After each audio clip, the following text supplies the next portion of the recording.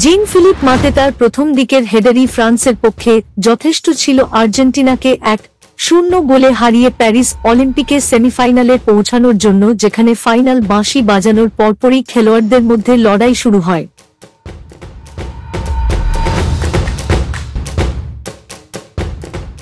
খেলোয়াড়দের ভেঙে যাওয়ার আগে কয়েক মিনিটের জন্য ধাক্কাধাক্কি হয়েছিল।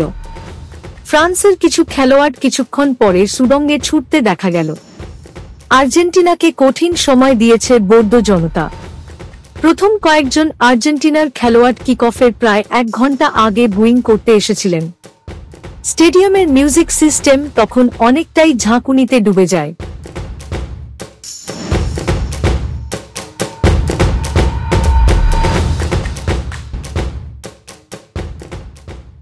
আর্জেন্টিনার জাতীয় সঙ্গীতের সাথেও ঝাঁকুনি এবং শীষ বাজানো হয়েছিল এবং ঘরের সমর্থকরা কিকঅফের পরে আর্জেন্টিনার খেলোয়াড়দের বল স্পর্শ করার সময় উড়িয়ে দিয়েছিল।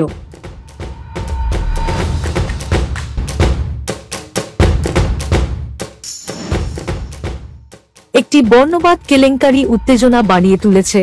আর্জেন্টিনার খেলোয়াড়দের আফ্রিকান ঐতিহ্যের ফরাসি খেলোয়াড়দের সম্পর্কে একটি আক্রমণাত্মক গান গাওয়ার একটি ভিডিওর পরে, যখন তারা গত মাসে তাদের কোপা আমেরিকা জয় উদযাপন করেছিল।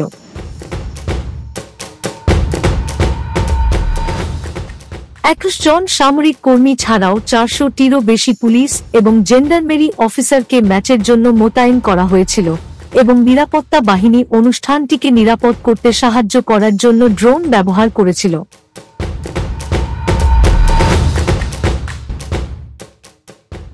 তবে স্টেডিয়ামের বাইরের পরিবেশ ছিল উত্তেজনাপূর্ণ।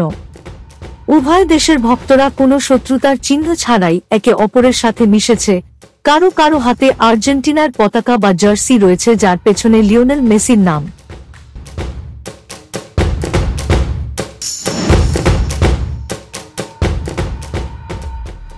ফ্রান্স 1984 সালে তাদের একমাত্র অলিম্পিক শিরোপা জিতেছিল, যে বছর তারা ইউরোপীয় চ্যাম্পিয়নশিপও জিতেছিল।